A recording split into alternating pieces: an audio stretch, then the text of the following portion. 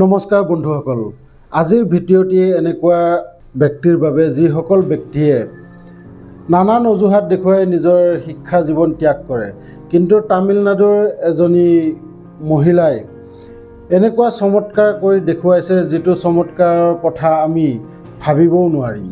আহক তেনেহ'লে জানি লওঁ কোন এইগৰাকী চমৎকাৰী মহিলা, যিজনী মহিলাৰ গোটেই ভাৰতবৰ্ষতেই নামেই পৰিচয়। ভিডিঅ'টি আৰম্ভ কৰাৰ আগতে আপোনালোকৰ ওচৰত এটাই সৰু ৰিকুৱেষ্ট, যদি চেনেলটোত প্ৰথমবাৰৰ বাবে আহিছে তেতিয়াহ'লে চেনেলটো ছাবস্ক্ৰাইব কৰি লওক আৰু ভিডিঅ'টো চাই যদি ভাল লাগে তেতিয়া লাইক এটা কৰি দিব। আপোনালোকৰ এই লাইক আৰু ছাবস্ক্ৰাইববোৰে মোক এনেকৈ ভাল ভাল ভিডিঅ' বনাই থাকিবলৈ প্ৰেৰণা দিয়ে। তামিলনাডুৰ এগৰাকী মহিলা, যিজনী মহিলাক ঘৰৰ মাক দেউতাকে 14 বছৰ বয়সতে এজন পুলিচ কনষ্টেবলৰ সৈতে বিবাহপাশত বান্ধি দিয়ে। যেতিয়া তাইৰ বয়স 18 বছৰ হৈছিল তেতিয়া তাই দুজনী কন্যা সন্তানৰ মাক হৈছিল। কোনোবাই সঁচা কথাই কৈছে, যিকোনো কাম শিকা আৰু পঢ়াত কোনো সময়সীমা নাই, এই দুটা কাম আপুনি মৰালৈকে কৰিব পাৰিব।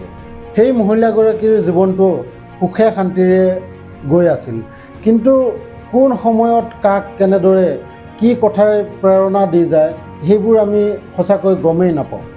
এবাৰ গণতন্ত্ৰ দিৱসত সেই দুই কন্যাৰ মাকে গিৰিয়েকৰ পেৰেড চাবলৈ বুলি গৈছিল আৰু সেই পেৰেডত গৈ দেখা পায় যে তাইৰ গিৰিয়েকে ডাঙৰ ডাঙৰ অধিকাৰী কিছুমানক চেলিউট কৰিছে আৰু তাই মনতে ভাবিছিল যে ময়ো যদি তেনেকুৱা অধিকাৰী হ'ব পাৰিলোহেঁতেন তেন্তে মোকো পুলিচবোৰে এনেকৈয়ে চেলিউট কৰিলেহেঁতেন।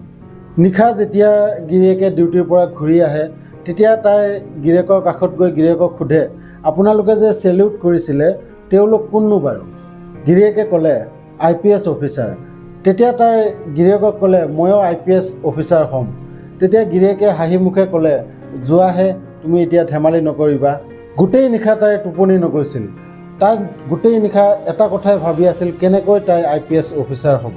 পিছদিনা ৰাতিপুৱা গিৰিয়েকক তাই মনৰ কথা খুলি কয় আৰু কয় যে যদি আপুনি সহযোগ কৰে তেতিয়াহ'লে মই পঢ়াৰ কাৰণে সাজু।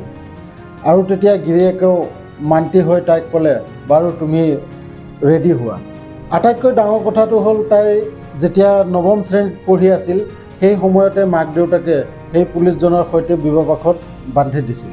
সেয়ে তাই এটা প্ৰাইভেট ইনষ্টিটিউটত এডমিশ্যন লয় আৰু য'ত তাই মেট্ৰিক, হায়াৰ ছেকেণ্ডেৰী আৰু গ্ৰেজুৱেশ্যন কমপ্লিট কৰে।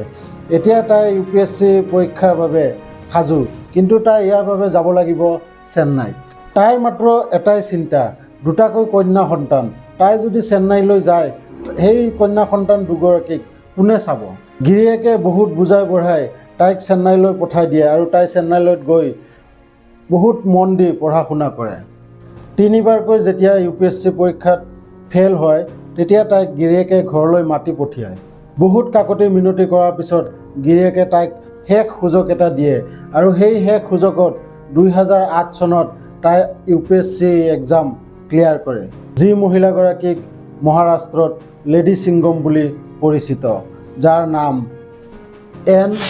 অম্বিকা।